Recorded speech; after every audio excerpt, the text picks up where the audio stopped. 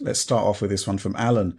Hi, DF team. What do you think Sony and Nintendo's reaction to the proposed Gen 10 Xbox will be?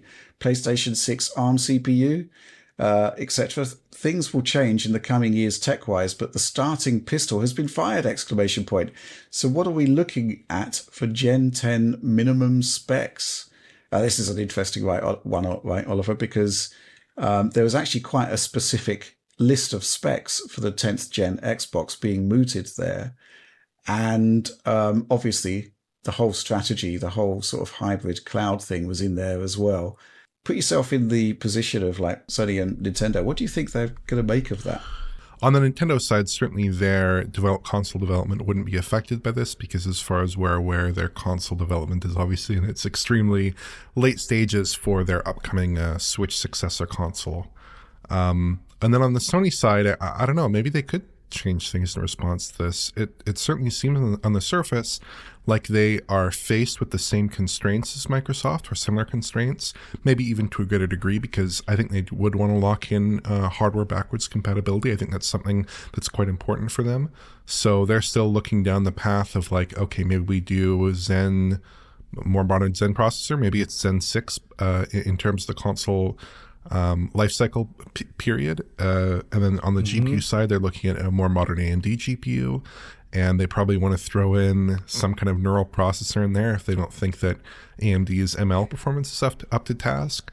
So I think their spec, at least at this point, probably does look fairly similar to that. Mm-hmm. Yeah. What do you reckon there, Alex? Yeah, I think since they have that same grab bag of AMD technology to grab from, and I guess from everywhere else too, like they're all going to be going and shopping at, like when it comes to RAM and when it comes to any other sort of aspect of this. So I would hope they're looking to differentiate themselves again in some capacity. I don't know what kind of tech that would be. I can't really say off the top of my head, but anything that gets around and helps make games easier to make and come out in a better, just looking better at the same time, that'd be really awesome. So Sony, if you look at that presentation around the stuff that isn't maybe so hardware focused, but you look at like the vision of cloud integration in the console there with AI that Microsoft had, and you maybe have your own spin or different ideas there, maybe that's the differentiation that they'll see as a result of this presentation that leaked. Yeah, I mean, I think you're right, Oliver, that Nintendo probably maybe simply raise an eyebrow and move on because it doesn't really relate to their own plans. In terms of Sony's reaction to it, I don't think there's any surprises here for them, right? Because they're going to be talking to exactly the same partner for their upcoming design, possibly, and they'll have access to the same roadmaps. They'll have an idea of their silicon budget, which will be broadly the same as Microsoft's, and then they'll just continue to do what they want to do, right? And I don't think it's going to have a huge impact on their thinking there, and there's probably nothing there that genuinely surprises them because they've got access to the same timelines, the same technologies, and they'll just move on.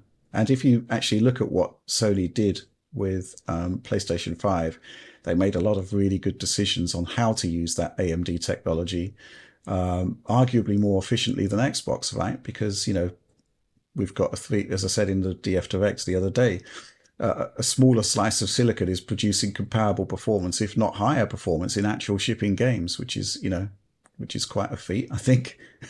So, the other thing I think to bear in mind is that, when I've spoken to Mark Cerny, he's got his own vision for what he wants to achieve with a console, working in conjunction with his team. Every time I've spoken to him, he doesn't really seem particularly interested in what anyone else is doing, right?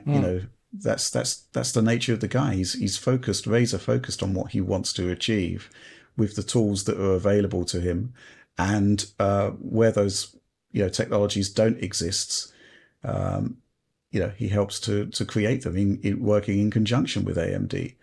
So yeah, I don't think there's actually going to be that much of a reaction. And to be honest, looking at that sheet when it actually came up, I wasn't particularly surprised by anything that was there. It just sort of seems almost like a continuity console. There's some interesting stuff with machine learning, of course, with the NPU, but with the state of things on PC, they've got to be doing that. It had to be in there. Right.